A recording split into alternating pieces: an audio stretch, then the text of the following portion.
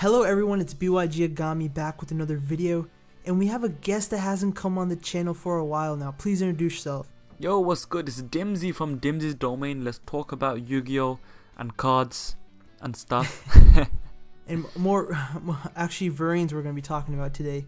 And the fifth bit of information that we got about Yu-Gi-Oh! VRAINS that was translated on February 17th, and it's the image from the weekly jump, I'm pretty sure. It states that Yusaku turns into a hero in the virtual reality space, and the dual virtual reality space where the duels are held is called Link VRAINS. So you want to talk about Yusaku turning into a hero in the virtual reality space?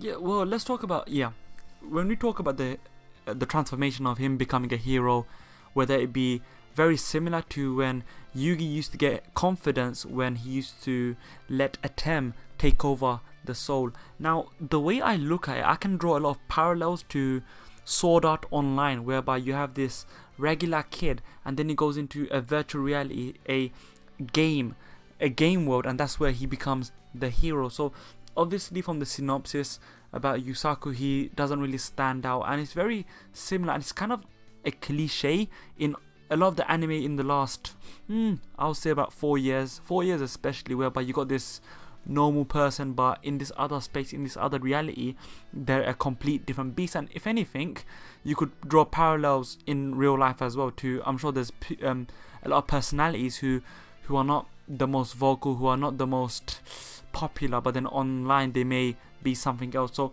I don't know what to think exactly, but I do think that that's going to be the focal point of VRAINS, and with Yusaku's transformation, finding himself being the hero. It's all about perspective. Are they going to play on the fact about how much of a hero he is and how it correlates and how it balances with his real life? And that's just one thing I thought about when knowing about him transforming and being this hero in VR, in virtual reality. Yeah. So this is quite interesting about Yusaku's character, and then I'm going to sort of lead more into this him turning into a hero in the VR space. So we figure out information in another translation that Yusaku is a hacker. So it seems like it fits his personality. He doesn't like to stand out. Usually hackers are more internet based and like social in terms of like hanging out with people in real life.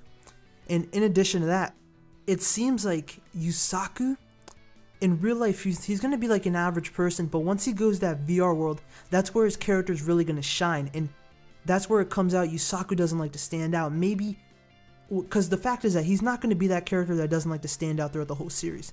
That's the basic plot that we have of Yusaku, the basic information. And then of course it's going to switch over time. We'll get Yugi. Yugi's main journey was to be confident. Tim's main journey was to learn how to take away his pride, his weaknesses, and build upon that. So I feel like when Yusaku does enter this VR world, however he does, and he gets that playmaker form, he's going to be a person that stands out a lot, that becomes more noticeable, and he sort of fades away from that personality of him not standing out, hacking, whatever, doing that normal stuff that he would do in his real life world. I completely agree. I think that him being a hacker is actually a very, very important piece of information, because of the fact that, as I said, in the past 4 or so years, with these popular anime as well as these tropes which have been developing, whereby you got this normal guy or normal girl and they are different personality online or in this virtual reality or this alternate reality which they enclose themselves in. A few examples, once again, I want to go back to Sword Art Online, whereby you have Kirito. It was a crap anime, just to let you know, but yeah, you can have your own opinions. Comment down below what did you think of the actual anime itself. But Yu-Gi-Oh! VRAINS or Sword Art Online, comment that down below. You could have Kirito, and then you got the whole Death Gun thing. So he could either be a hero or a major villain using his hacking skills. You could also look at ReZero, whereby you had the main character, he goes to an alternate world and he therefore finds himself as the hero. Average Joe then becomes the hero. Now the way I look at Yusaku being the playmaker, look at the name, playmaker. So he's obviously, not only is he a hero, but he's going to be the one, he's a very prominent figure, he's going to be also very well known, and that is actually quite different. And correct me if I'm wrong, actually this is a completely new dynamic that Yu-Gi-Oh! Has never explored before, but correct me if I'm wrong, whereby I say that the main protagonist could probably start off as being a very, very popular figure worldwide. I know Yusei was somewhat popular, but that's only in his own friend group, and he was kind of sheltered away from the general populace, and they didn't really know about him because he was discredited, and you know, he lost to Jack Atlas. With Jaden, but isn't Yuya, if I'm correct, isn't he well known because since he's like the first person to pendulum summon, and he's like a star basically. He is, but before I go to Yuya, look, let's talk about Yuma, because he's a 13-year-old little kid. But the point with Yuma was chubby little toddler. He was always happy to get himself out there. He was popular amongst, once again, his own friend group, but he was those, okay, you can go now. He wasn't good. Now, talking about Yuya, who was the supposed inventor of the pendulum summoning mechanic, well, we find out more about that later, but no spoilers right there. The thing is, he was popular only among a select group. He had to grow and become more popular in general, and he just wasn't a good duelist in the beginning, so he was developing his dueling skills. So I hope that actually Yusaku is a very good duelist from the get-go.